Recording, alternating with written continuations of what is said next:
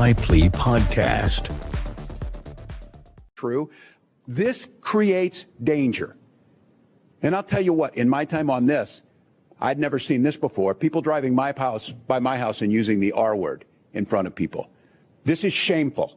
And I have yet to see an elected official, a Republican elected official, say, you're right, that's shameful. He should not say it. So look, I'm worried. We know how these things go. They start with taunts, they turn to violence. So deeply concerned. You know, you told me to look into Minnesota and their fraud on visas and their programs. 50% of them are fraudulent, which means that wacko Governor Walz either is an idiot or he did it on purpose. And I think he's both, sir.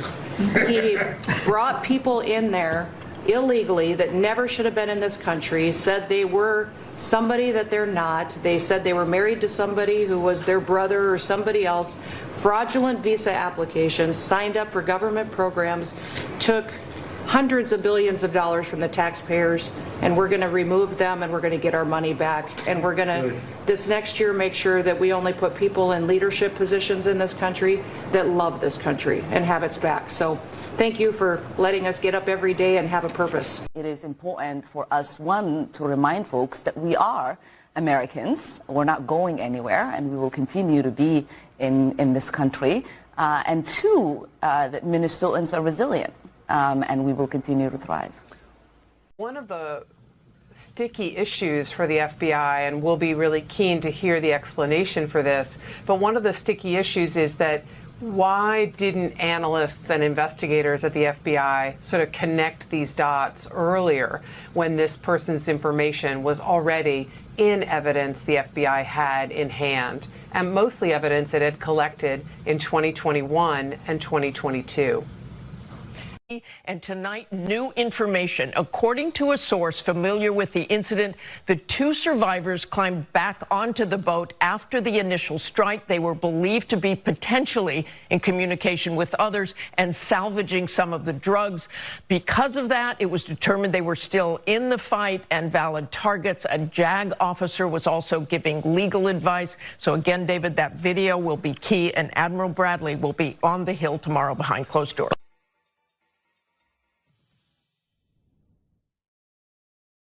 Hamburger is way too expensive. We can all agree on that. But here's why your beef should be with Joe Biden, not Donald Trump. During Trump's first term, hamburger prices rose about 3% a year. But under Biden, it was twice that. Why?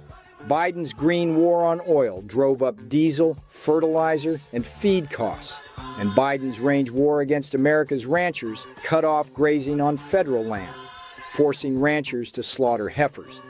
So Biden left us with the smallest cattle herd in more than 70 years and soaring prices. Here's the problem now. Beef takes up to 2 years from birthed calf to burger, so Biden's damage is baked in. We can't fix that overnight, but President Trump's drill baby drill agenda, freer grazing, and pro-rancher policies will eventually bring beef inflation back down. So please be patient and always remember, Democrats cause inflation. Trump cures it. Sean, he'll call me, Scott, I didn't wake you, did you? No, sir. I'm always awake at 1:52 on a Tuesday. And I can tell you, we did the trip to Alaska. We did a round trip one day, and we arrived back. The rest of the cabinet, it was Secretary Rubio, Secretary Lutnick, and I, our batteries are out. We land at Andrews, and the president's like, oh, it's morning in Europe now. I think we had spent probably 20 hours in the air in Alaska, and he said, let's start making phone calls and call the European leaders. Yeah. So we had to sit on the tarmac for 2 more hours while he made phone calls. He never stops working for the American people. All right, and it's incredible. I want to. There is a suspect that is in custody for the pipe bombs that were placed at the DNC and I think the RNC, both on January 6th, the night before January 6th. This is a photograph that they have here. Now, this is 5 years on. Yeah. So what do you think the break in the case might have been? You know, it's really hard to say, but whatever it was, you're going to have these questions of why now? What's been going on for the last 5 years? Now, unless you have something where somebody came forward or something else broke and they got some evidence that they didn't have, you're going to say, were they pressing all along here? Why now? We both know this is going to be heavily politicized, right? Because it's on the eve of J6. Is it tied to J6, et cetera? The thing that I find interesting is that there's reporting out there over the last couple of weeks, and it was rumored online, so a lot of us didn't give it too much credit because it wasn't corroborated yet, but that they had identified this person through the gate. That is the way the person walked. That technology's come a long way, never mind with the AI overlay. And that kind of a thing, maybe it's not enough to say I got probable cause, but it's a pointer. I'm looking to see if it's that or if it was some other mechanism, but this will Very be interesting. We were making the comment with David Spunce reporting earlier this hour that it seems to me, and I don't want to speak for Dana, but you had to get a tip from someone. Yeah. Because the identity of this person is well conceived. Yeah. So maybe identify the hood, maybe the backpack, maybe there's something else on the...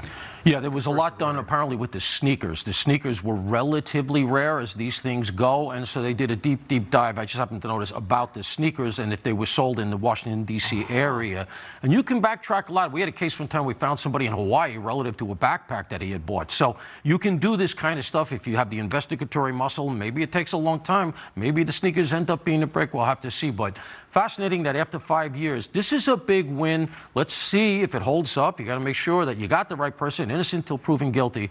But if they have nailed this 5 years on, after all the speculation and the political machinations, this is a big win for the FBI. I love how Paul.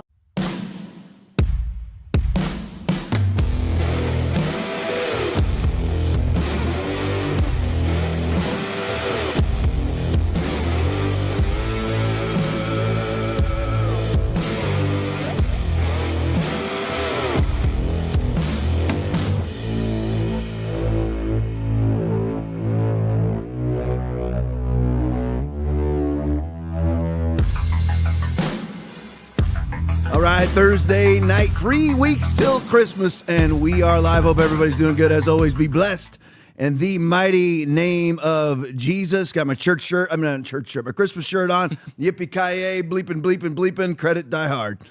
All right, let me say hey to everybody in the chat tonight. Volvo 960 is on, Aggravain is on, JD Joy is on, General Plowman is on, Mike Griffith is on, Jeff Green is on, Graffiti Bug is on, JD Joy 25 is on, K4 VMS is on. Let me see, Jules 21 hours is on, TJT1 is on, ED2 is on. Let me see, Peg McGroin is on, and Johns is on, Arcadia Angel is on, Lisa Kinzer is on, Sunwoo 45 is on, Prairworks 2 is on, Scooter Magruder is on, Mike, I hope Mike Higg or Mike G is on, USA Abigail is on, Skunk 71 is on, Alligator Alcatraz is on, Trev McGroin is on, Aggravain is on, Salty Gonads is on.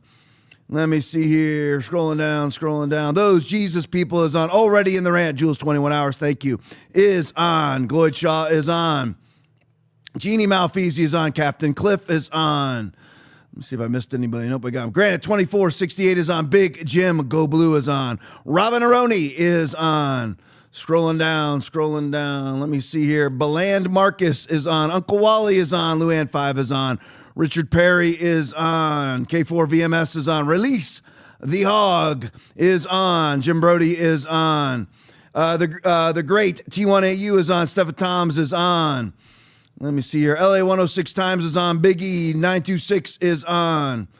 Let me see. Scrolling down. Aaron Yeager, the producer, is on. Let me grab one or two more here. Conservative Waffle is on.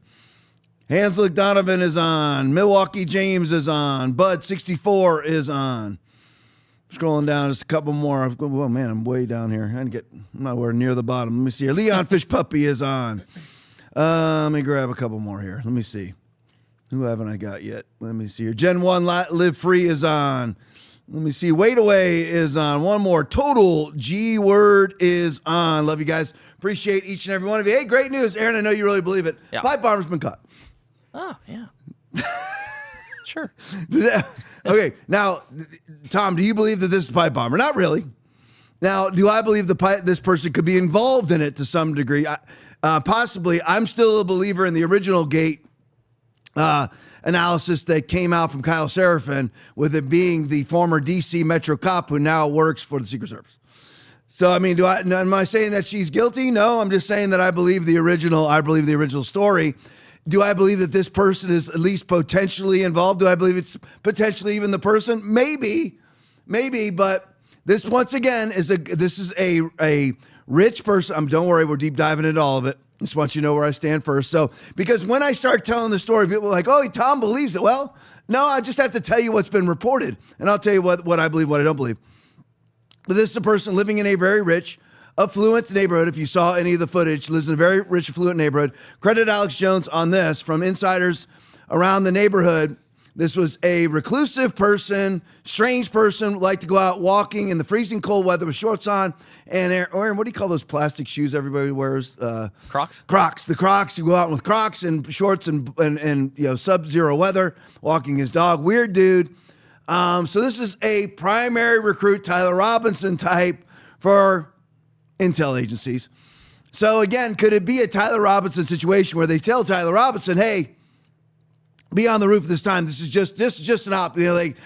All these guys, they grow up on Bourne, they grow up on James Bond. So they get recruited as Tyler Robinson. What's it called, Aaron? Again, it's not the CIA, it's the CAI? CAI. Yeah. CAI. The whatever assessment, whatever it was, but the AI is a recruitment groomer for the CIA, of which, of course, Tyler Robinson was a part of. That's indisputable, irrefutable, by the way. That's absolutely where he was. And so he was, and of course, Crooks shooting at the gun range with DHS, who were the ones providing protection for Trump on the day of the assassination attempt in Butler, the Center for Anticipatory Intelligence. That's who Tyler Robinson was a part of. And another recluse, furry guy with his gay lover and transitioning, blah, blah, blah, writes the poetic Shakespearean style text on the day of the shooting, which nobody would ever do. And now you've got this reclusive guy. And all you have to do is these younger guys were, because they never went out their whole life. They haven't fished, they haven't hunted, they don't ride bikes, they don't do any of those things. They watch videos all day or play video games all day. So they get recruited into the Center for Anticipatory Intelligence, and they get told, hey, this just like Bourne, this is just an op. Remember, like Bourne, everything was an op, everything's an op, everyth's an op. Or Mission Impossible, it's just an op, whatever. Whatever it may be. Or Iron Man, it's an op. So they get told that, and they show up in the area, and then they pin it on them. I mean, because we all know Tyler Robinson pulled the trigger. They show us on the video of him pulling the trigger, right? Right. Just like, lo and behold, we'll get to the boat hoax next. But it's amazing how that gets pushed right to the back. It's amazing how that narrative explodes right when the FBI, right on cue, arrests the pipe bomber. Right when the whole boat hoax narrative explodes in everybody's faces. That were the ones. Hey, Aaron, can you find Rand Paul's retraction? Nope. Okay, there's no retraction, because Rand Paul yesterday was saying this was a war crime. Where are all the statements from Democrats today? I'm just curious, because they all watched the video today, and they found out, I'm jumping ahead of myself, that there was a JAG officer. Remember, all the Democrats were saying, no attorney I ever know would have given the clearance to have a second strike. Whoops, there was a JAG officer or JAG officers sitting right there giving the clearance, and the final go-ahead was given by the JAG. Whoops. Oops. Now, I'm sure Rand Paul scheduled a press conference around now to say that he was sorry and that he retracts all of the false accusations that he levied against Donald Trump and Pete Hegseth. I'm sure it's coming, right? Yeah. Oh no, he's just a whore for the whiskey, for the whiskey sales inside of Kentucky. Just a lot of times, just how Thomas Massey is too. So the people that are paying for the campaigns, and that's why he's against tariffs and things like that. That's weird, isn't it? How all that works. But anyway. But I digress. But anyway, so lo and behold, when as the boat hoax narrative explodes, because everybody knew it was going to explode, because they knew the timing and they knew it was going to happen when they showed the video, the pipe bomber suddenly gets arrested. Now, Tom, are you definitively saying that it's not the pipe bomber? I believe, what I really believe is this person possibly could be attached to the pipe bomber agenda, to the pipe bomber op, because we all saw these explosives, and they're obviously not explosives. They may have had the ability to explode. But they certainly could not be timed to explode with egg timers that have a 59-minute limit set to go off in 12 hours. Right. So anyway, let's break this down. So let's look into this pipe bomber. So Thomas Massey video, 3 things I'll never believe about the January 6th, 5th, 6th pipe bomb story. Here he is talking to Christopher Wray. Now we know that the pipe bomber, with Brian Cole. The pipe bomber now, just so everybody knows, I'm kind of getting ahead of myself again as usual. Pipe bomber Brian Cole is an Antifa left-wing activist. But listen to what Christopher Wray says as he is interviewed by Thomas Massey. Play it for me. Well, again, I don't want to speculate about specific individuals. I will tell you that we have done thousands of interviews, reviewed something like 40,000 video files, of which this is one, assessed 500-something tips. Have you interviewed that the person? Devices. We have conducted all logical investigative steps and interviewed all logical individuals at this then point. You need, it's 900 days. You need to tell us what you found, because we're finding stuff you haven't released into the public. That was at the 900-day mark. And I kind of blew it up in my own mind because I thought that it had been 4 years. It's 5 years. January 6th, basically 1 month from today. Today's what, the 4th? So 1 month and 2 days from today. It'll be 5 years. And Christopher Wray had a full 4. Because remember, he came in, he became the FBI director during Trump won, and then had the full 4 years to find this J6 bomber. Didn't do a damn thing. Said he checked into every avenue. Now again, I'm going to pretend, because you have to go ahead and expose, because if this is the pipe bomber, then you expose the incompetence of the Wray administration and the FBI. If it's not, we'll deep dive on that on another time, and we'll also scrutinize it as we go. But anyway, pretending for a moment that this is the pipe bomber, Christopher Wray couldn't find him for 4 years and said he exhausted every single avenue of investigative material, every single avenue, right?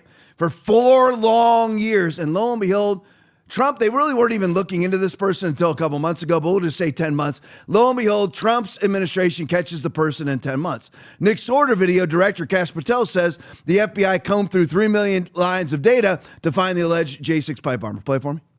When you attack American citizens, when you attack our institutions of legislation, when you attack our nation's capital, you attack the very being of our way of life. And this FBI and this Department of Justice stand here to tell you that we will always refute it and combat it. We will provide the safest country the nation has ever seen under President Trump's leadership here. And that's what we did here today with great resolve on a case of massive public importance, as it should be. An individual who is now alleged to have placed multiple explosive devices to blow up multiple people and multiple officials, innocent civilians, is now arrested thanks to the brave men and women of the FBI and the interagency. I want to take a moment to thank the Metropolitan Police Department, the United States Capitol Police, our brave prosecutors, the Department of Justice, and our leader, Attorney General Pam Bondi, and U.S. Attorney Janine Pirro, whose relentless work on this case made this possible. As the Attorney General said, we did not discover any new information. What we did, an investigation spearheaded by the deputy director and the ADIC of our Washington field office, brought in a new team of investigators and experts, re-examined every piece of evidence, sifted through all the data, something that the prior administration refused and failed to do. As a result of that, we generated numerous investigative leads, executed multiple legal process with our U.S. attorney partners, and came to this conclusion today. And that is why we were able to safely secure this individual into custody. Remember, we are dealing with an individual who is alleged to have made bombs. We cannot do this sort of takedown in haste because it endangers the lives of law enforcement. And this FBI will never allow the lives of law enforcement and our prosecutors to be put in jeopardy. Just want to apologize to the audience real quick. I meant to cut that video in half, and I didn't send it into the guys correctly. It was too late once we started playing it. But anyway, because, again, and I don't want to, well, I do want to, so that'd be a lie, but just do it. Yeah, I mean, I am so fed up with I just want to congratulate this person and that person and this agency. Congratulate them for what, Cash? Doing their freaking job? I mean, nobody ever came up to me. I was a cop for 25 years. Nobody ever came up to me and said, you know what, I just want to thank you for doing your job. You know, I mean, whatever the arrest was, I want to thank the Metropolitan Police Department, the Secret Service, FBI, Pam Bondi. Let's all just pull down our pants and kiss each other's butts in public. and lick each other's boots. I'm so sick and tired of these ridiculous press conferences where everybody has to shine everybody on. You got the giant black lesbian police chief of D.C. who's done nothing for 4 years, but yet makes sure she mugs for the camera. And then Kash Patel dutifully thanks her. You know what? Quit thanking each other and just do your freaking jobs and do them anonymously and do them quietly, because a country that's $38 trillion in debt really doesn't need to thank you guys anymore. Is that all clear? Can we just now humbly do our jobs? Because this is where the leadership in this country, including the Trump administration, has led us into this sort of debt. Because remember, I love Trump, voted for him 3 times. If he somehow runs again in 28, I'll vote for him again. But the worst October in debt and deficit history was this past one that just occurred. Yep. So just remember that. Not everything is going swimmingly. You always tell the truth. Be adherent to the truth, not adherent to a human being. But anyway, so according to Christopher Wray, they exhausted every lead. But lo and behold, Kash Patel didn't even get new leads. There was not one new lead. Not one new piece of information came in since Christopher Wray left. Weird. They just took what they already had. We know what they actually did. I don't want to get ahead of it. Here's John Solomon. Johnny St. Pete video. The way this case was cracked about 6 weeks ago was at FBI Director Dan Bongino was the lead on it, and Patel decided to take the old agents off the case and put a new team on it. That's how it was cracked. No new leads. Play it for me.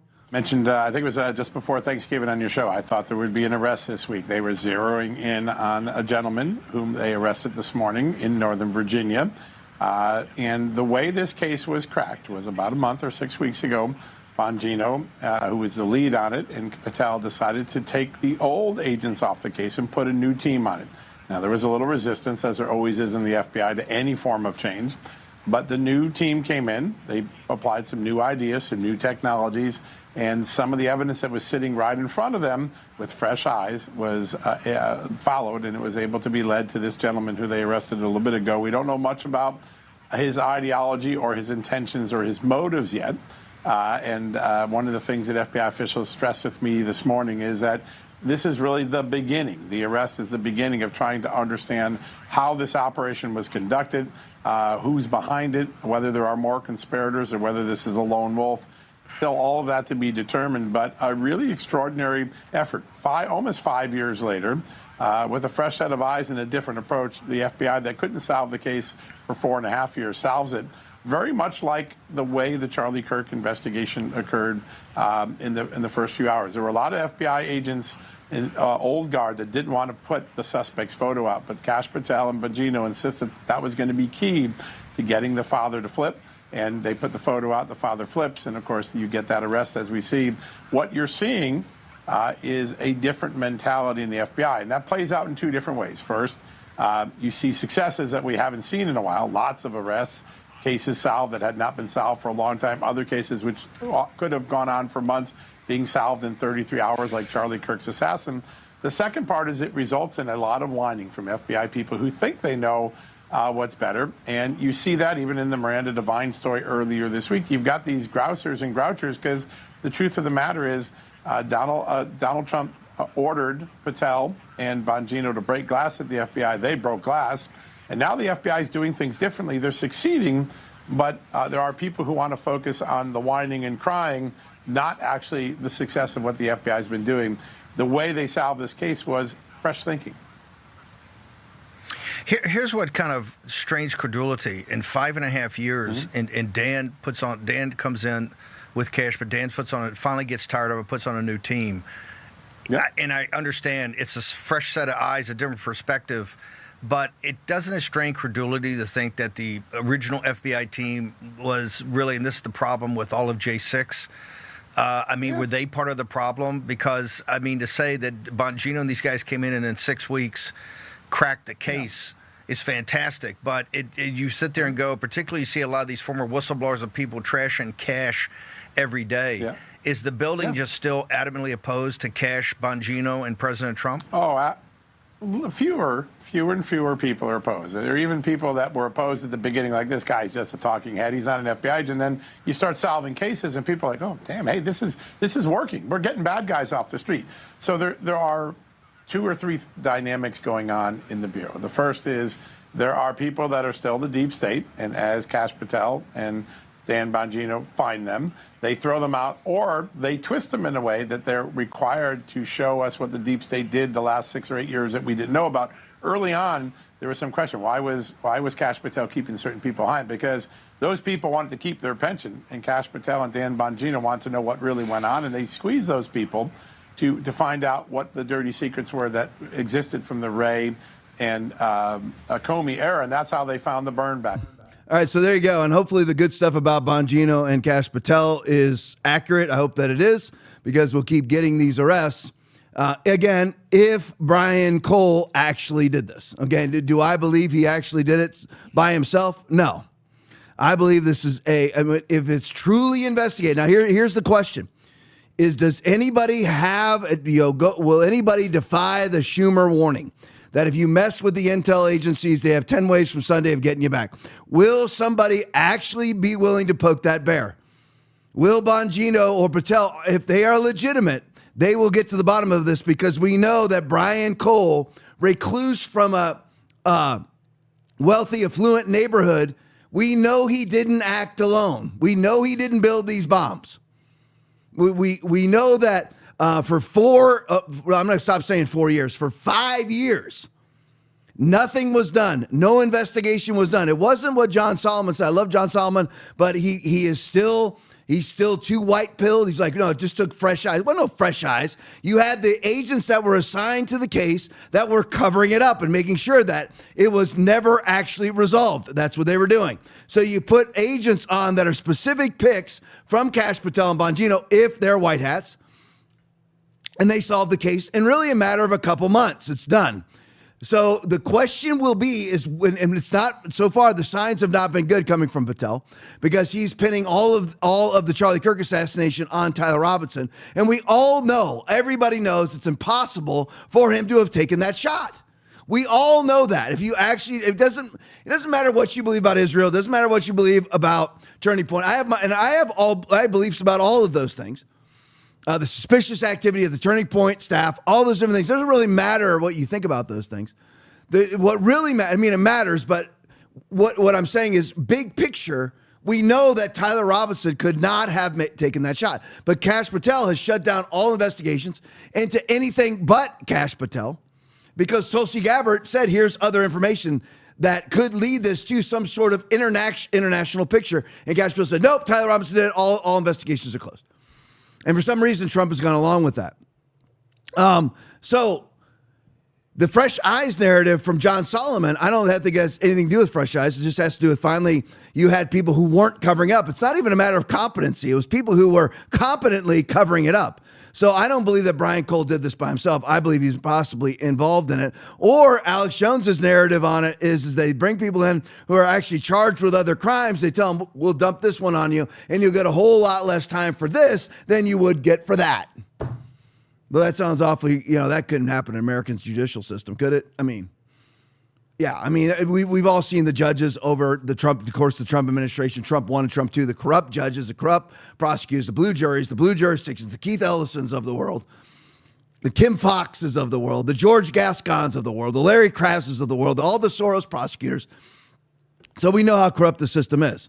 So the question is, will Bongino and Patel actually get to the bottom of it? Because I can guarantee you Brian Cole is not the bottom of it. Why would Brian Cole bomb the DNC and RNC? Because Brian Cole is a leftist. He's a leftist Antifa person, which we'll get to in just a minute. Leading into that, Julie Kelly video, here is why Christopher Wray's FBI ditched the pipe bomb investigation. They were never investigating it. There was no investigation at all. There was absolutely no investigation into this for 5 years, nothing. I know he didn't encompass the entire 5 years, but 4 out of the 5 years was Christopher Wray, and they were never actually investigating it. So anyway, here's why Christopher Wray's FBI ditched the pipe bomb investigation if reports of Brian Cole's ties to Antifa are in fact accurate. Play for me. And I understand from your testimony previously that you did not see Antifa or left-wing groups playing a significant role in the January 6th insurrection.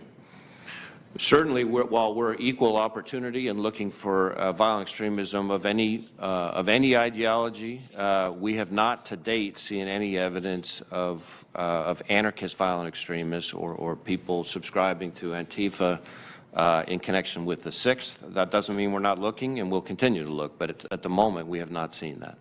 So for all of those months prior to that, could have even been years, it's been a while because that was Patrick Leahy talking to me. He's been out of the Senate for a while. And if you looked behind Christopher Wray, some dork wearing a mask. But anyway, so no matter what, it was months and months and months afterwards. And Christopher Wray, it reminds me of Bill Barr's investigation into the 2020 stolen election. I've seen no evidence of any fraudulent election results that would have impeded the correct outcome in the election, but he never investigated. His investigation that never occurred showed no results of a fraudulent election. That's Bill Barr, of course. But anyway, and Christopher Wray is exactly the same way because they're not there to resolve crimes. What they're there to actually do is lock you up if you get in the way of the bourgeois, leftist, globalist, elitist narrative. If you are in the way, and all of them make money off of it, Christopher Wray flies around his private jet. Now it's disappeared. Who knows what think tank he's going to probably be a part of the Atlantic. Get paid $500,000 a year to be part of the Atlantic Council. He'll be on some board somewhere else, making another $275 and making a couple $1 million a year on boards, and another $500,000 a year giving speeches, whatever it may be. And that's what they do. And that right there is what he protects. His ability to collect cash off the system is what Christopher Wray protects. And that if that means you go into prison, fine. Sleeps like a baby at night, even though you're languishing in prison, convicted of a crime that didn't occur. So he said that, that they hadn't seen any evidence of any extremist that was a suspect for the pipe bomber. So they saw no extremist Antifa evidence that the pipe bomber was Antifa, that the pipe bomber was an extremist. No evidence whatsoever in all those months and months and months. Well, hold on to that pic, guys. C3, this is a tweet from C3. I'm just reading it. January 6th was they said January 6th was a MAGA white supremacist insurrection, according to Democrats' media. I'd like you to meet leftist Brian Cole. Now put that up for me. Here he is. This is Brian Cole, the J6 pipe bomber. Now, also from C3, the J6 pipe bomber, Brian Cole, and his family are anti-Trump leftists.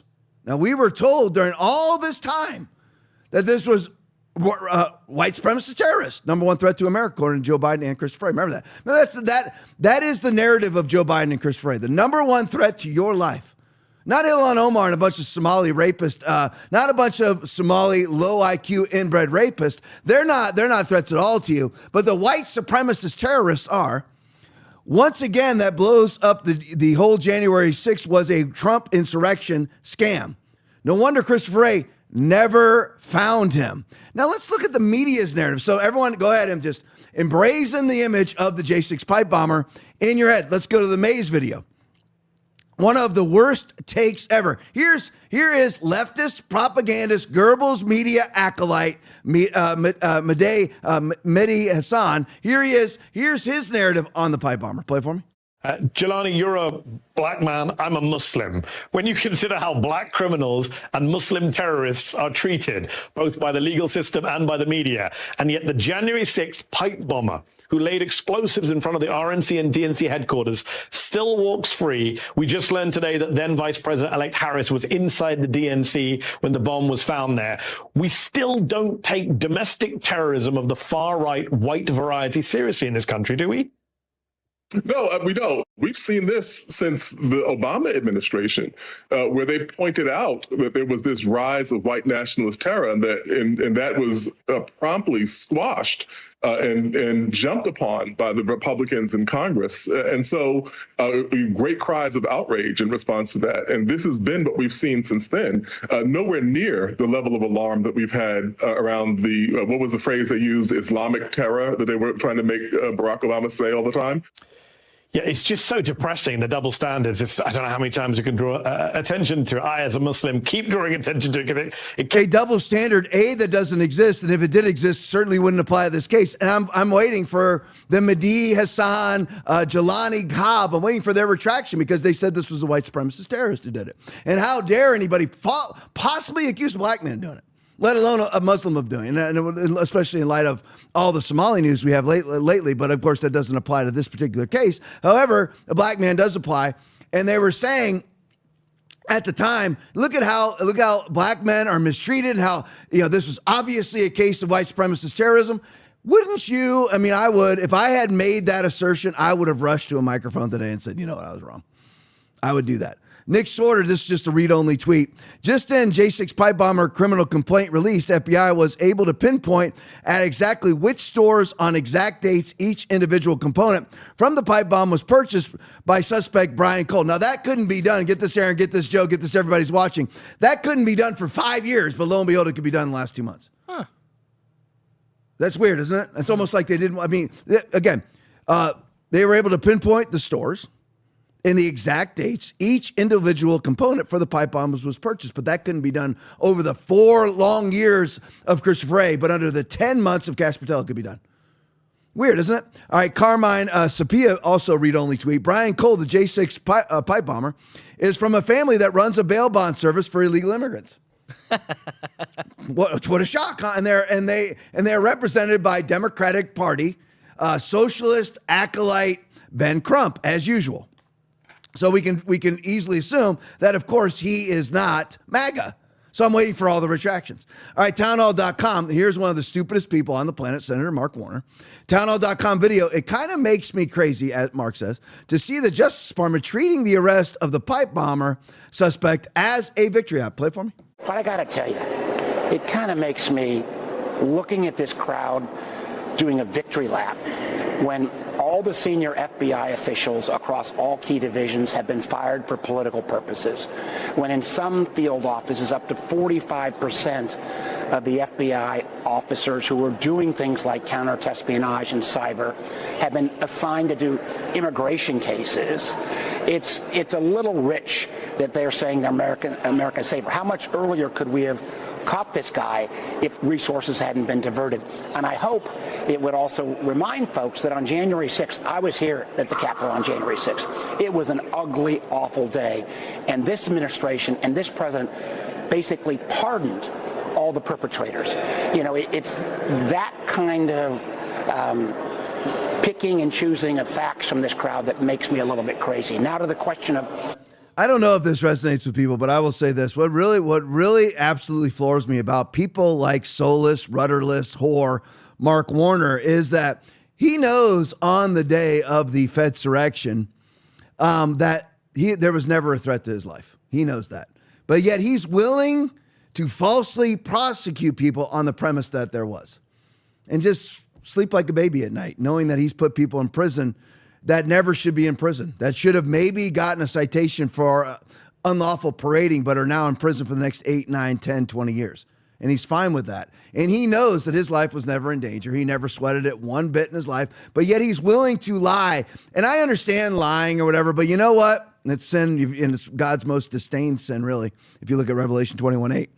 But I get lying or whatever, but when you are lying to the place where you are locking up human beings for the rest of their life and you're walking around free and you know you lied to put somebody in prison, if you're like, Gunnell, Dunn, or any of the other J6 alleged heroes, Fanone, all the rest of the liars, the perjurers that had people locked up in prison based on your false testimony of injury that never occurred, I don't know how, I don't understand people like that. I know I talk about this stuff all the time, maybe because I was a cop for 25 years, and I just honestly cannot imagine people who are willing to lie like Mark Warner, say things happen that didn't happen.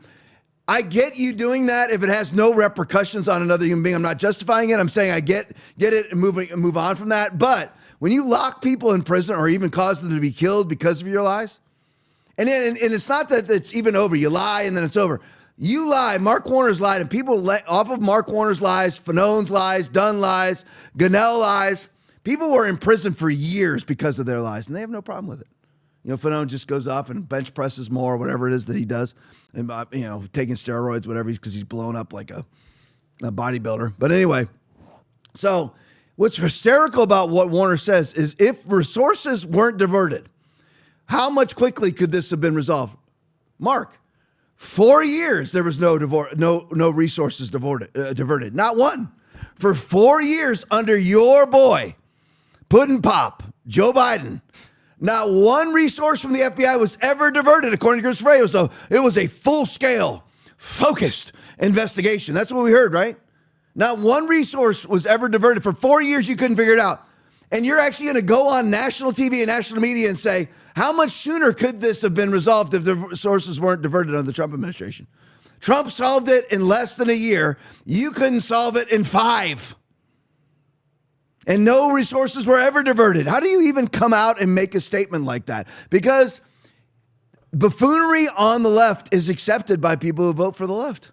Buffoonery on the right is not accepted by people like you and I. Whenever there's buffoonery on our side, you see it. You saw it during when Patel was given his press conference. I can't stand the buffoon. I just want to thank Department of Justice. I just want to thank Metro PD. I just want to thank Pam Bondi. I just want to thank Dan Bongino. It's a cooperative. We're all a team. I can't hate it all. All right?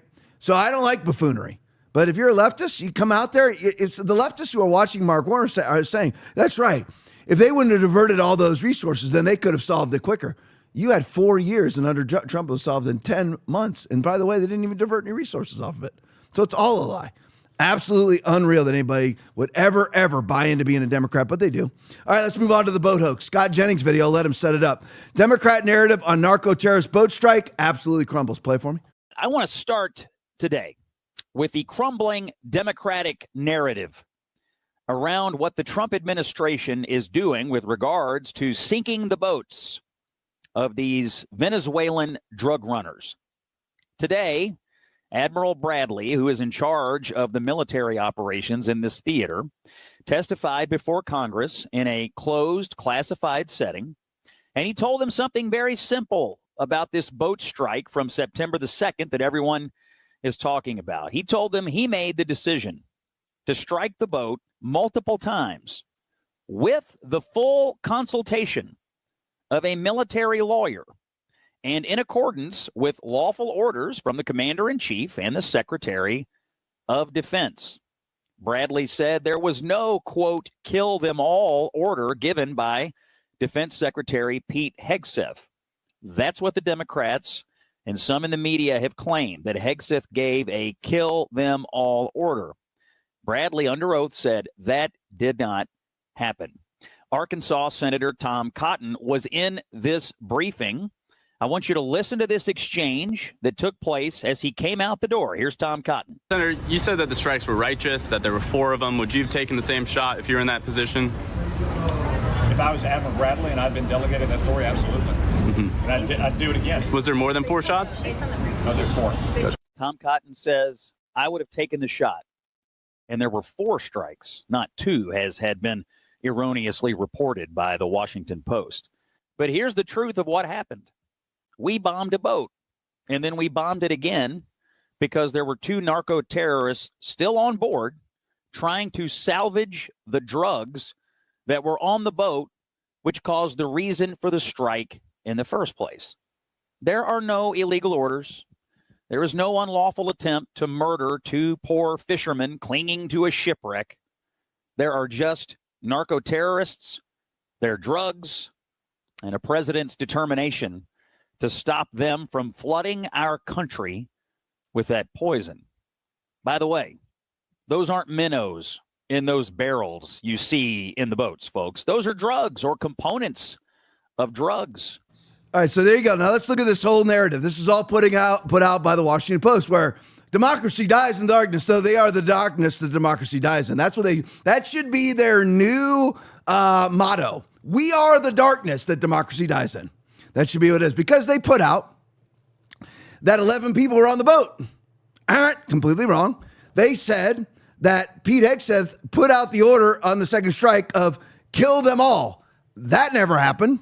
They also, and by the way, there was no second strike order given by Hegseth at all. First of all, Hegseth never gave a second order. First of all, Hegseth never gave a order. All orders were by Admiral Bradley. That's it. It had Hegseth and Trump's approval. All orders, 4 strikes. They said there was 2. Aaron, you got the retraction from Washington Post? Does it come out? No. Oh, it's weird. Okay, it's not come out yet. No. I'm waiting. I'm sure it's going to happen. And what Hegseth and Trump need to do is sue them into oblivion.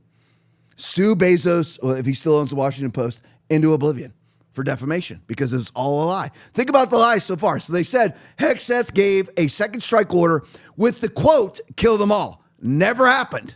And by the way, this is multiple witnesses in the room. So never gave a second order, never gave a single order, never said kill them all. Let's see. There was actually 4 strikes. Washington Post, where democracy dies in darkness, they said there was 2 strikes. And funny how the Washington Post left out the very fact that they had the judge advocate general, the JAG officer or officers, sitting there giving approval the entire time, where all the Democrats coming out and saying, there's not one judiciary, law enforcement official, lawyer, expert in the law that would ever approve these strikes. Ever. That would never happen. Never happened. And one other funny thing that Scott Jennings said was that Jim Hines, leftist, communist, cuckboy Jim Hines, congressman, was calling these guys shipwrecked. Jennings wasn't that just pulling that out of the top of his head. He called them that they killed shipwrecked passengers. That's the Democrat. I mean, can you? If you're maybe there's 563 people that are watching right now. Maybe you're a Democrat and you're watching. How can you hold on to being a Democrat? How in the world do you adhere to being a Democrat when your representative comes out and says that narco terrorists are shipwrecked passengers? How do you do that? As a matter of fact, what exactly? Shipwrecked sailors. That's what he called them. You know, it's like what popped in my mind right there is like the theme song of Gilligan. The shipwrecked sailors, they're out there. That's you as a Democrat. How do you look at your party and say, I want to be a part of that when one of your congressmen comes out and calls them shipwrecked sailors? How do you do that? I mean, I just curious how that works. Other parts of this left out by the Washington Post that there was radio communications going on by the surviving shipwrecked sailors, and that they were trying to reload the drugs. That never was put out either. That's weird, isn't it? And that's why, lo and behold, what you're hearing out of the swamp, disgusting, feces-filled swamp of D.C., cesspool of D.C., you hear crickets tonight. Absolute crickets. Weird, isn't it? Because Admiral Bradley went in and told them all this is exactly what happened. And everything, once again, I'm awaiting Rand Paul. You're like, Tom, stop picking on Rand Paul. No, thank you. The worst of the worst, Jude 3 and 4, are those who secretly slip in among you. Those are the worst. The people who claim to be one thing. They claim to be a Republican. They claim to be your ally. They claim to be a fellow conservative, and then right at the time of need. And here's the thing, Rand Paul should know better because he knew that COVID was a lie. He knew the vaccines was a lie. But then suddenly, the same exact liars are going to tell the truth? Well, how does anybody fall for this over and over again? I mean, honestly, how does anybody fall for this over and over again? Where you're the same exact liars. I mean, it was hysterical watching it in 2020. All the churches, every single church, statistically speaking, with notable exceptions, but hardly any, every single church adhered to the advice and the commands of the abortionists, the people who are allegedly the liars, that allegedly your political, your philosophical, theological opponents suddenly are telling the truth. So you don't believe Satan, and you don't believe Satan, and you don't believe Satan, then suddenly you believe him. And that's what Rand Paul did. I mean, really, Rand? Suddenly all these liars are going to tell the truth about Donald Trump? Really? Are you still upset about the debate when he made fun of your hair? Is that the problem? If you're just not going to ever let it go like the Bushes and stuff, they're never going to let go how Trump decimated Jeb Bush. And it's really more important that you protect your little brother than it is to actually usher in a golden age of conservatism. Unbelievable. And I'm just waiting for the retractions. I mean, Rand, you were in the hearing. Senate hearing. What, you heard it. Where's the retractions? I mean, if you're a real man of integrity, I've had to come out and admit I was wrong. I had to admit to people about failings. I mean, I've done it a bunch of times. I mean, where is it? You said yesterday Trump would exit the war criminals. I'm wondering where the retractions are today. Look at this one, townhall.com video. Woe at Mark Thiessen just wrecked Democrats for harping on POTUS's war on drugs while staying silent under Obama. Play it for me. Barack Obama had a drone campaign. He fired 560 drone strikes, killed not just terrorists, but killed an American citizen, Anwar al-Awlaki. Did it on the ground, violating sovereignty instead of in international waters. And he regularly did what are called double tap and even triple tap strikes. I interviewed David Shedd, who on my podcast, What the Hell is Going On Today, who was the head of the Defense Intelligence Agency under Obama. And he said, we did double tap strikes all of the time. In fact, we usually had a second Predator in the sky waiting for the intelligence to clear to see if there were any survivors so we could take them out. So this was a regular practice under the Obama administration because they were going after terrorists. Trump has declared these people foreign terrorist organizations. He's using the same authority as the Obama administration. Now, in terms of how we characterize the fight between the United States and these drug cartels, here's what the DEA Administrator Terry Cole said earlier today. This is all about saving American citizens and protecting our national security. All right, so that's basically, in a nutshell, that's the 10-second elevator pitch, what this is all about. Democrats say that the Trump administration is desperately trying to make this like, it's al-Qaeda or it's ISIS. Well, I counted up. About 3,100 Americans died at the hands of al-Qaeda and ISIS. Last year in this country, it was 80,391 people died of overdose deaths in the United States. So is this or is this not a threat to American national security and to Americans? If you're killed by a plane or if you're killed by poison, you're equally dead. Right? And these people are poisoning the American people. This is an act of terrorism. The president has full legal authority to do this. First of all, he designated them foreign terrorist organizations. Then he notified Congress that we were in an armed conflict with those terrorist organizations. Then he had the Office of Legal Counsel prepare a memo setting the parameters for what was legal and what was within the laws of war for carrying out these strikes. And they've been following that. Not a single lawyer has objected. Not a single lawyer has objected. Trump went through the rigmarole of making sure that all of this was justifiable, all of it was lawful, before they ever pulled the trigger. And what have we heard over the last couple of days? That it was all unlawful, unplanned, rogue, dictator, authoritarian, king attacking shipwrecked sailors. That's what we've heard. And Rand Paul buys into it. And by the way, he's not the only one, because you have Tom Tillis doing the exact same thing as Rand Paul. He's not the only one. Because this is a bipartisan attack on the Trump administration. And again, it's not even that. Maybe these people just suddenly get, again, they don't believe the liar, they don't believe the liar, they don't believe the liar, they don't believe the liar. It's like Lucy holding the football for Charlie Brown. They don't believe the liar, and then suddenly they believe the liar. That would make them incredibly stupid, but is it just stupidity? Or is it agenda-driven, and they're all getting little promises and backdoor meetings?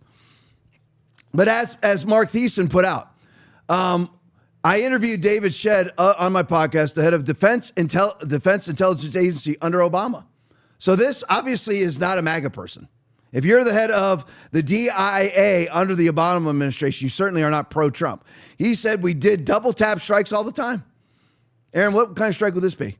Double tap strike, triple strike, double tap, triple tap strike. In fact, we usually had a second Predator in the sky waiting for the intelligence to clear fog of war, as Pete Higgs has said, to see if there were survivors, to see if we could take them out. So they waited to see if there were survivors. They didn't hit it and then fly off and then just leave the survivors. They actually hovered and waited to see when all the smoke cleared if there were survivors, and they took them out. This is Obama's DIA, David Shedd. This was a regular practice under the Obama administration because they were going after terrorists. Trump has declared these people as foreign narco-terrorist organizations. He's using the same authority as Obama, and even cleared it with the JAG, cleared it with other legal authorities, and everybody was fine with it. But funny, Rand Paul didn't check that out. You know, and you're like, some people, they stop attacking your own. No, judgment begins with your own. 1 Peter 4:17, it begins with your own. And that's what you do. You root out the ticks. You root out the moles first. Because Rand Paul, what should Rand Paul have done? Kept his mouth shut. Kept his giant pie chute shut. That's what he should have done.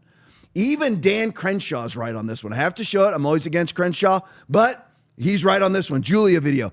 Dan Crenshaw, I can't recall any time in my history of doing counterterrorism operations where we strike a group, whether that's a building or a boat or a vehicle, and then we were like, oh, well, they're survivors. We have to go. We can't kill them. Of course we killed them. Play it for me. I can't recall any time in my history doing counterterrorism operations where we strike a group, whether that's a building or a boat or a vehicle, and then we were like, oh, well, they're survivors. We have to go. We can't kill them. Of course we kill them. Again, and that SEAL member, Dan Crenshaw, not a fan, but however, when people say correct things, they need to be, their correct statements need to be shown, just like their erroneous statements need to be shown. They need to be acknowledged. So Dan Crenshaw, 100%. I love the quote. Great job, Dan Crenshaw. I used to love the guy. He's horrible now, but anyway. I can't recall. I just have to read it one more time. This is a great quote.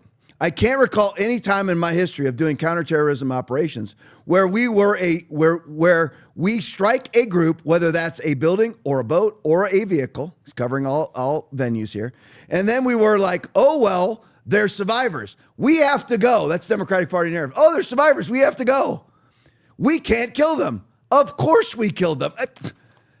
Remember, Obama is drone striking Muslim weddings. Everybody there but one person is the terrorist. He killed them all. How's that any different? Isn't that worse? Because here you have two guilty people. At least you killed guilty people. There, Obama would kill 99 innocents to get one guilty person. How in the world is Trump wrong and Obama's right? Hey, guys, we're going to skip around. I don't want to skip that next one. Skip the one after that. I'm just going to go through because it's 9:55. I want to get to some other stuff. I got to go to Greg Price, Jim Hines. I got to show you the Jim Hines quote. Here's Jim Hines, who I was talking about earlier. Play for me. Any American who sees the video that I saw will see the United States military attacking shipwrecked sailors. Bad guys. Bad guys. Oh, bad guys, but they're shipwrecked sailors. I mean, look at his face. He's a cuck boy. I've seen so many of these guys throughout my life, 57 years old, both in church, law enforcement, just day-to-day living. I see these guys. They have the same Adam Kinzinger cuck boy look on their face. I want to say disgusting things about them right now, about who they are and what they're capable of, but I'm not going to do it because it defy my Christianity. But they have the same mannerisms, these cuck boys. And he said this is the same video that Tom Cotton saw, that everybody else saw, and we've already gone through all the data on it, where there was 4 strikes, no second strike ordered by Hegseth, no kill them all. You just heard that a member of the SEALs, Dan Crenshaw, said, of course we kill them all. I mean, what do these idiots think happens? And this was like pig-headed Pete Hegseth, who's fought in a war. He says all these guys, like these cuck boys, I mean, and even a lot of them were even in the military, but they never actually fought in a war. And it's just like when you're a cop and all these people would judge you because of how you dealt with a certain situation they themselves have never been in their lives. How could you shoot somebody who's driving at you at their car? Because people always question law enforcement shootings. I'm not saying don't question them, but I mean, when you have a car driving at you, you shoot the person driving at you, that's justifiable shooting. But in all the ICE interactions that are being scrutinized right now from people who have never done anything like that in their life. And you have Jim Hines, who I guarantee takes all of his orders from his wife and his female staff because he's a cuck. He's a cuck boy. He will say anything he has to do to gain approval from the Democratic Party. Doesn't matter whether it's right, wrong, whorishness, prostitution, pimping. Doesn't matter what he has to do. He will say anything and do anything to receive approval from his Democratic Party leadership. But again, and he calls them shipwrecked sailors. I mean, how are you a Democrat if you're watching this right now? How are you a Democrat? And these are your representatives. How do you stay a Democrat? When you have narco-terrorists being labeled shipwrecked sailors, when you have illegal border invaders, illegal migrants being called citizens, being called residents who are being kidnapped by ICE. Well, not one resident of the United States is being kidnapped by ICE, not one citizen. All right, switching subjects. I can stay on all night, but I have to show you this one. At Chicago One Ray video, Jeffrey Zients, and again, we all need to acknowledge the 40, can you side by side? This is the 46th president of the United States. I just need everybody to know that. No, I thought it was Puddin' Pop. No, this is it. Remember, Donald Trump has put up the picture of the 46th president of the United States. The auto pen. This is the guy running the auto. This is the president of the United States for the 4 years of the Biden administration. Anybody, Aaron, did you vote for that guy? Nope. Okay, nobody else did either. But Jeffrey Zients was running the country. And this is, maybe this is old. I don't know, but this was just had more information on it than the videos I've seen in the past. Jeffrey Zients, former White House chief of staff, admits he did not personally approve use of the auto pen. There was no clear chain of approval. Adam Schiff, Liz Cheney, Jack Smith, Mark Milley will face the justice they deserve. So let's look at how exactly all of these auto pen signatures were actually done during the 4 years of the Biden administration. Play for me. Being signed by the auto pen, I'm going to recite how I understand this, and you tell me if that's correct or incorrect. So Bruiser Ed walked to Rosa, communicated what the president wanted. Then Rosa called you and told you, and then you directed Rosa to use your email to send in your email account to send an email to Fiona and Stephanie, and then one of them would direct someone to actually auto pen the pardon. Yeah, I think important to add that Michael, Ed Siskel is on this email. He's the White House counsel and was pointing on the pardons. But yes. And this is from yourself to Rosa Poe, copying Fiona Bayonne, Ed Siskel, Michael Posada, Stephanie Feldman, Bruce Reed. So same people, right? Yes. And can you read your response? I approve the use of the auto pen for the execution of all the following pardons. Thanks, Jay-Z. Did you yourself write this email? I do not believe I did, based on some of the prep that I did. Who did?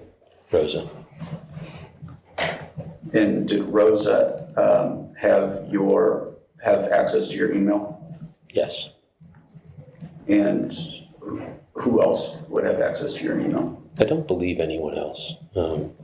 It's possible, but I don't think that Rosa's assistant would have had.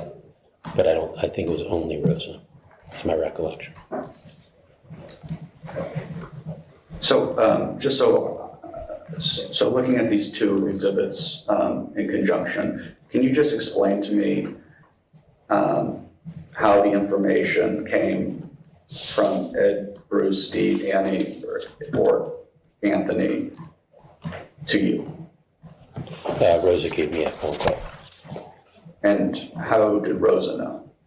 I assume that Bruce and Ed walked back from, I believe the meeting was in the East Wing.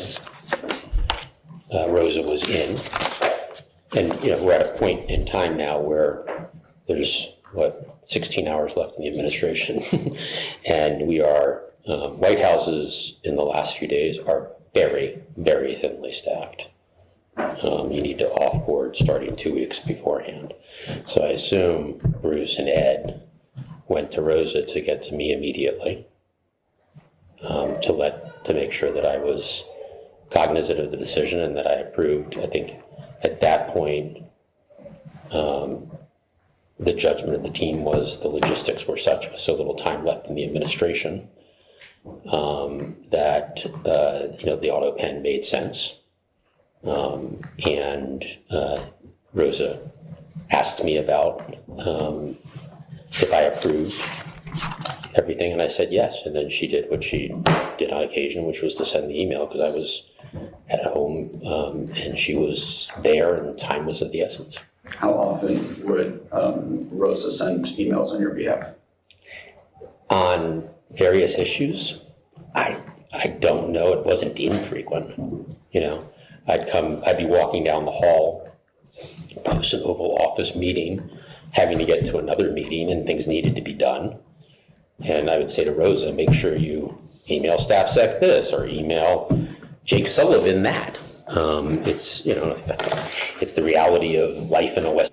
So we just need to understand that Rosa Poe, the former White House Chief of Staff's aide, Jeffrey Zients's aide, and Aaron Semi, Deputy Assistant to the President and Senior Advisor to the Chief of Staff, she was the president.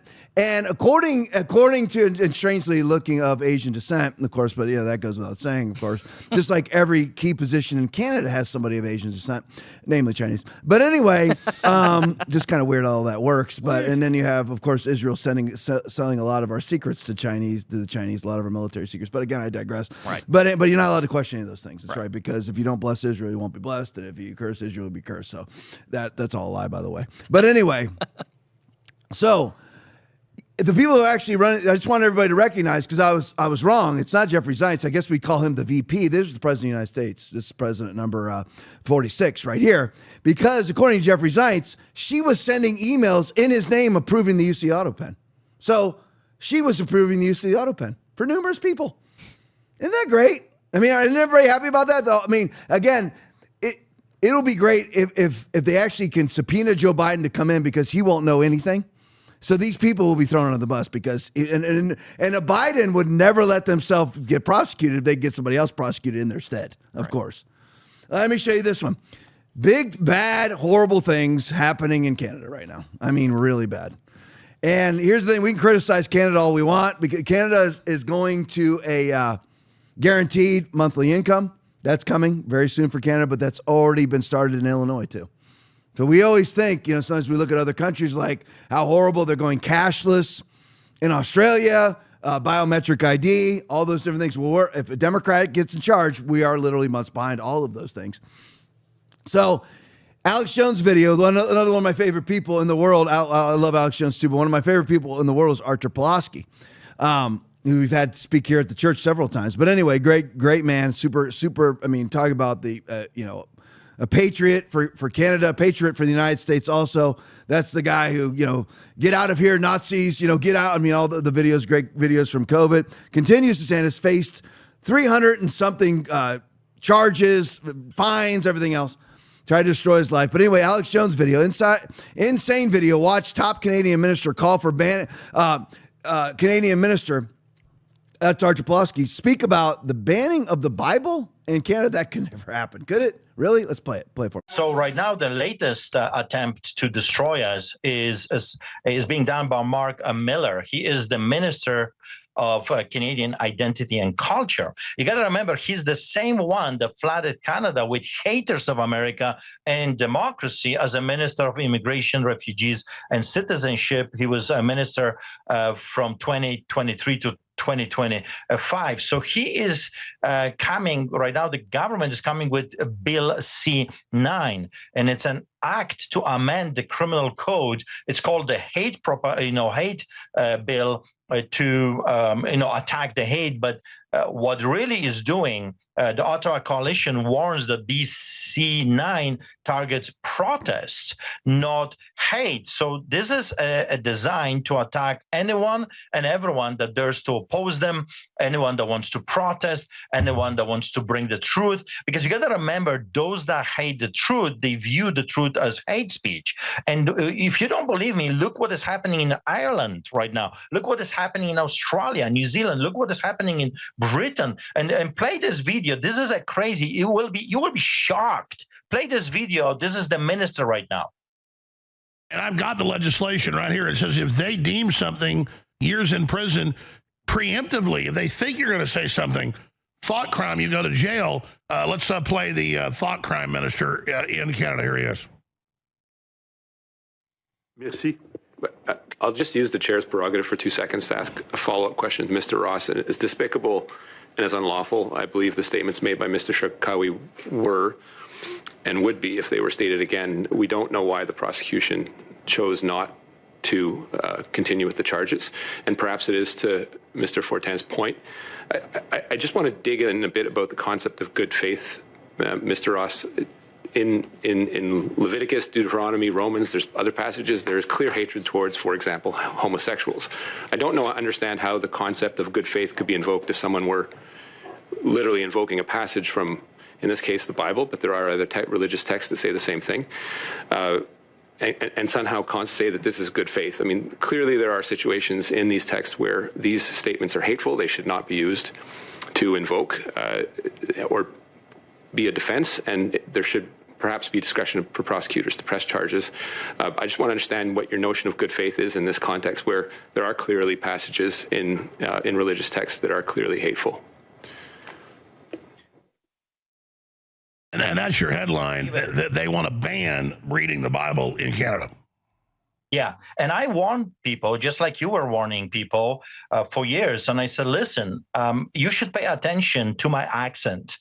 Clearly, you can tell right away I grew up in hell, okay? I grew up behind the Iron Curtain under the boots of the same system, a totalitarian regime. So you should pay attention to people that escaped hell, and now they are warning you about, what hell looks like, how it smells, and what is going to happen not just to you. You may not care about yourself, my friends, but what is going to happen to your children and their children. because it's easy to destroy a republic. It's easy to destroy democracy. It's crazy difficult to rebuild it. And that's what we're facing right now. If we will not rise up today against those totalitarian regimes, those woke rogue judges and politicians that obviously hate everything that America stood for, everything that Canada used to be known for, which is a free and democratic society. Why people like me emigrated to North America? What's truly amazing is that people talk about history here, and you can go right to side by side. This is Mark Miller, of course.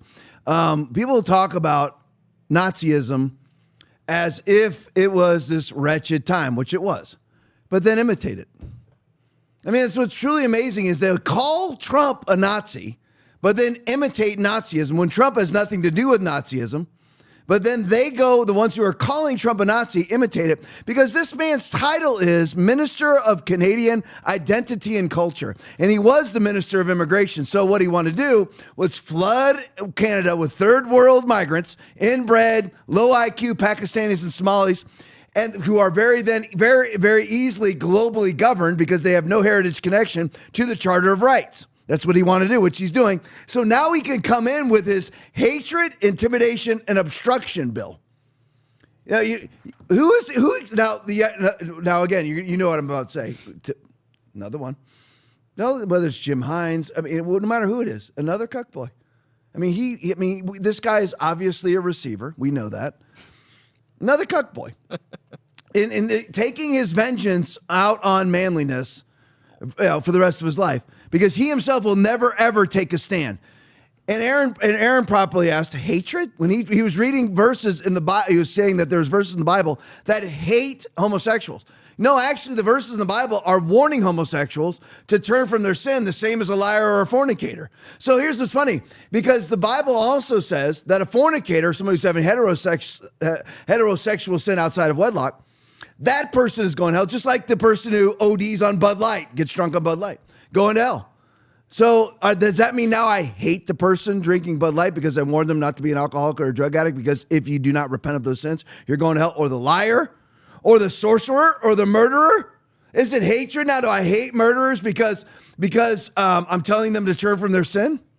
Because all that the Bible says about homosexuality is that it's a sin and an abomination in the eyes of God. So if I warn that person, as I'm told to do in Ezekiel 33:8-9, when I say to the wicked, "O wicked man, you will surely die," and you do not speak out to dissuade him from his ways, that wicked man will die for his sin, but I will hold you accountable for his blood. But if you do speak out to warn the wicked man to turn from his ways, and he does not do so, he will die for his sin, but you will have saved yourself. Ezekiel 33:8-9. So I am called as a Christian to warn them about their sin. Yep. So if I say to a homosexual, "You're sinning," just like I would say to myself when I watched porn that I was sinning. Yep. Like I would say to somebody who's sleeping with their girlfriend that they're sinning, or the liar that they're sinning, or the thief that they're sinning, that the murderer that they're sinning. Now that's hatred, but if it's directed at a homosexual or transgender person, it's hatred. That's Mark Miller's narrative. And it's simply because he's persecuting Christians. Again, all about the one world narrative to leverage us into a one world commerce system with a single access point controlled by him. So this could never, they're now stipulating out loud, saying the quiet part out loud, that they are going to criminalize the Bible. Let's look at this one. Go to the next one for me. Derek Evans' video. Pastor Derek Reimer is arrested in Canada after refusing court-ordered apology. Do you know why you are arresting this man? He refused to apologize for his religious beliefs. Play it for me. Yeah, do you have the feelings police? No, just the regular police. Oh, okay. So you're under arrest for your breach of CSO. Can you come inside with us, please? You're right here. Okay. Sounds good. Are you able to drop that for me or pass it off to one of your friends? Can I finish it? Well, you can finish it. You know why you're arresting this man for? He refused to apologize for his religious beliefs. Are you aware of that? I am not aware of He's protecting your children and your grandchildren. A modern day Nazi. Do you guys understand how absurd this is? This is so sad. The feelings police. If you guys really understood what you're doing, you probably wouldn't be doing it. This is not a prideful thing to do. A shameful. Yeah. It's okay, buddy. It's okay. Alberta, Canada, 21st century right now. I know. It's so sad. And let me just say this from a law enforcement perspective first, and Lord, give me the words, because I don't really know exactly. You'd have to be a cop sort of to understand it. But when you're a cop, you're always dealing with people around you criticizing your arrest. And you're always, the cops have the same look on their face. I had that same look on my face that those cops had, like, don't listen to the crazy people. I'm making a lawful arrest. Everything that I'm doing is good. And anybody that criticizes it is just a whack job, because you know we dealt with people like sovereign citizens, and I don't have to have a license and all. And you have the same expression on your face, but you're going to need some discernment as a cop now. You're going to have to, not everybody who's standing around you now telling you that you are in fact operating as a Nazi is wrong. Yes, I've been called a Nazi by people when I was arresting them for retail theft for shoplifting. I have you on video shoplifting, and they criticize me the same way that Archer Pulaski is criticizing those cops who are strangely decked out and remember from Captain America, Hail Heidler uniforms. They look like Hail Heidler. Who decides? The next thing you know, they're going to have red skulls on them, the red and black. But anyway, the cops have that same expression of, you know what? You're just another crazy who's criticizing us doing our lawful duty. We have to arrest shoplifters. So you're not arresting a shoplifter. You're arresting a guy for not apologizing. Tom, there's more. No, he refused to apologize.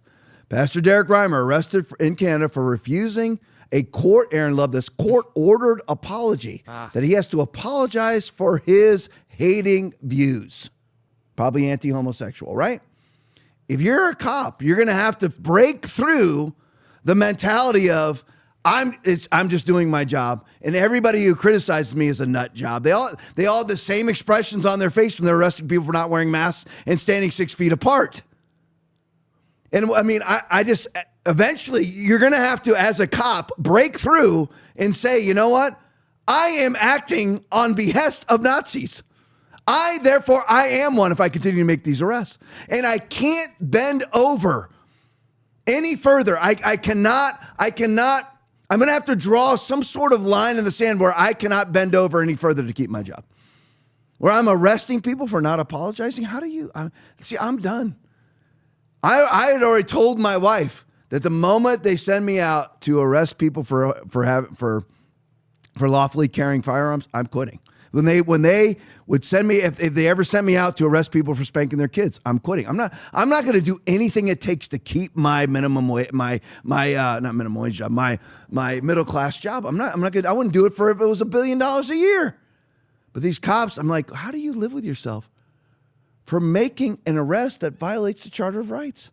In the United States, how do you live with yourself for making an arrest on somebody who's not wearing a mask or not standing 6 feet apart? I mean, you know that you're violating the Constitution and Charter of Rights that you swore to uphold. They're not nuts around you. They all have the same expression. Oh, geez, here they are, the nutty people that are always telling us that we're making unlawful arrests.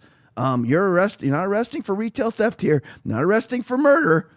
You're not arresting for a battery or an assault. You're arresting somebody for not apologizing. That should break through the threshold of your mind that's telling you that you are now acting as a member of the Gestapo. But they don't. So there it is. That's how I got a whole stack on what I call cabal speech. Because wait till we break into Great Britain, which is as bad or worse than Canada. All right, 1018. That's good. Oh, lots of Rumble rants tonight. Thank you guys so much. Lita Bonita, $50. Aggravain, $21. Nude Monk, $20.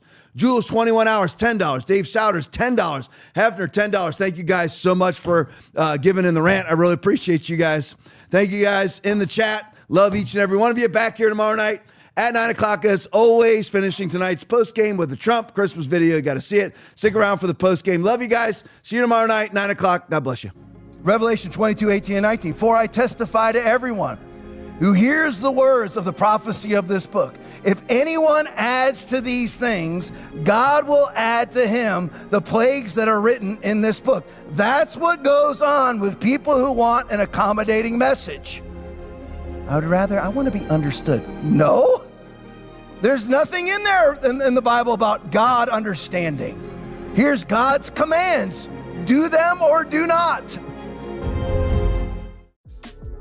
Have you ever had a question you were too afraid to ask? Or a thought you knew everyone was thinking but no one dared to say out loud? Welcome to the Hope Hotline, where nothing's off limits and we say what others won't. Real talk, raw truth, your questions finally answered. Thanks for watching the Tom Laipply podcast. We appreciate your support. As a special thank you, when you donate $25 or more, you will get a free TLP koozie. Enjoy your favorite cold drink while tuning in to our latest takes on current events. Your support keeps us going. Donate now to claim yours.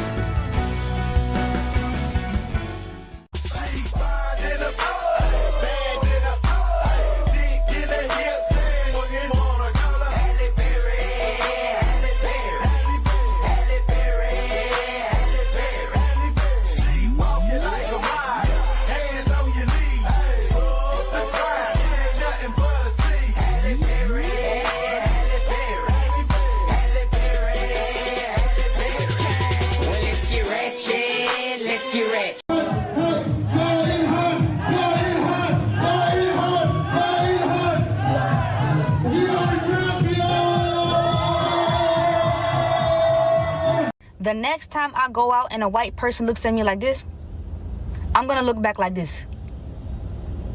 Keep your fake smile. Keep this. Because I'm gonna look at you like this.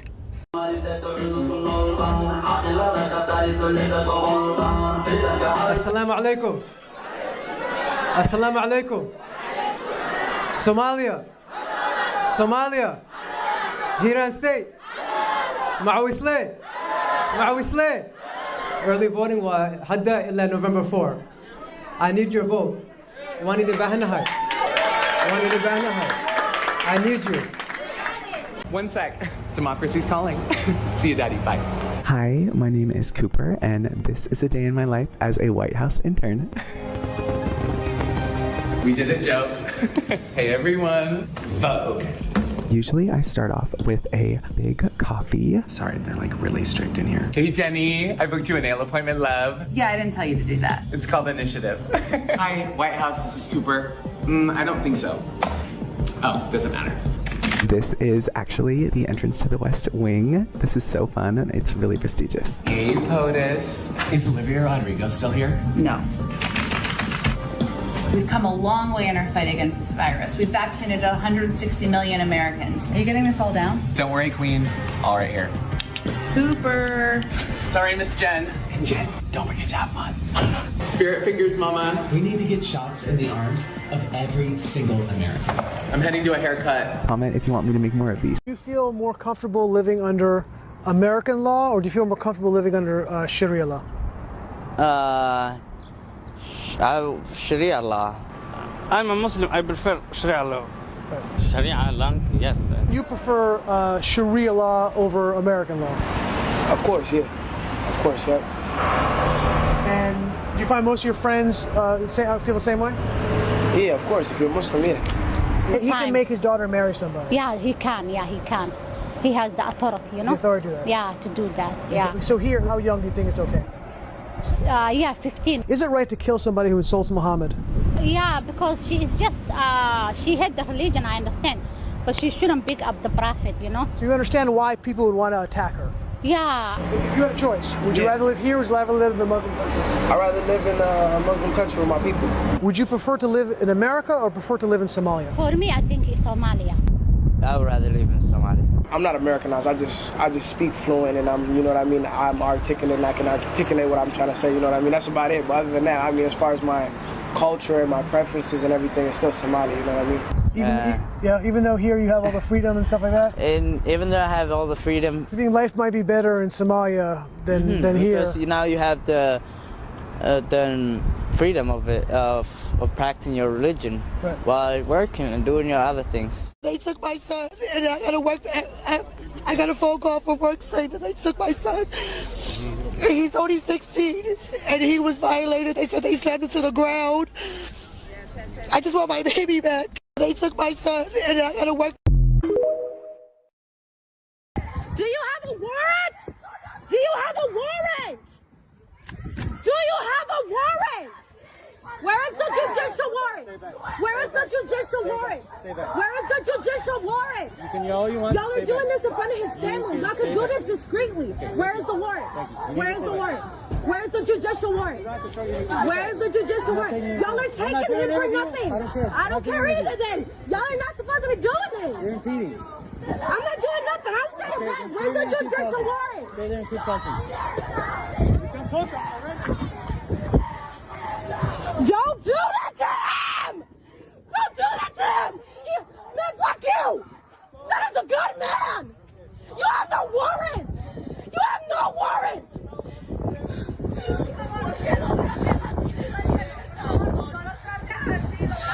Be nice! Be nice! You can do that! Oh my God! He is a good man! He provides for his family! You can be respectful! Have some compassion! Señor, solo váyase sin pelear! Solo váyase sin pelear! No pelee! No pelee, señor! Váyase tranquilo! Váyase... Cuidado, señor! Ahí con cuidado! ¡No hable! ¡No diga nada! ¡No diga nada! ¡No diga nada! ¡No diga nada! How you look? You look just like us! Doing this stupid shit! I don't care! No fucking warrant or nothing! Picking up people for what? They're trying to work!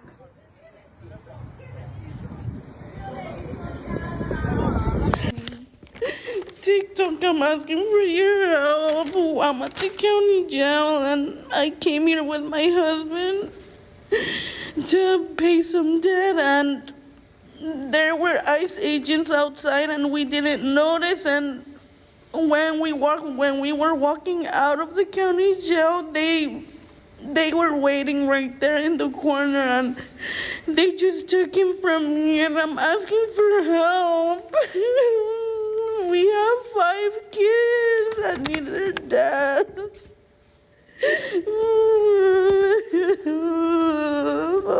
Please help me.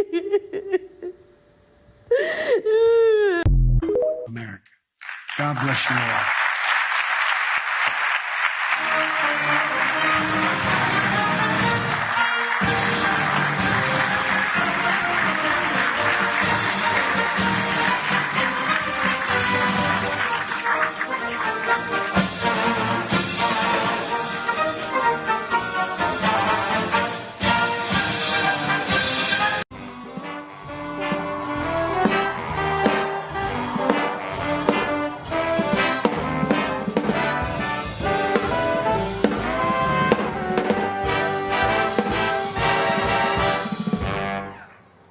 Well, thank you very much, everybody. It is beautiful, not too cold. There's no wind. We don't have to wear hats or anything. This is a special time, and Melania and I are thrilled to wish everyone here tonight and Americans all across this land a very, very Merry Christmas. So is everybody ready to light the beautiful Christmas tree? Are you ready? So the First Lady is going to do the honors, and we're going to do a countdown. We'll go from 5 to 0, okay? 5, 4, 3, 2, 1.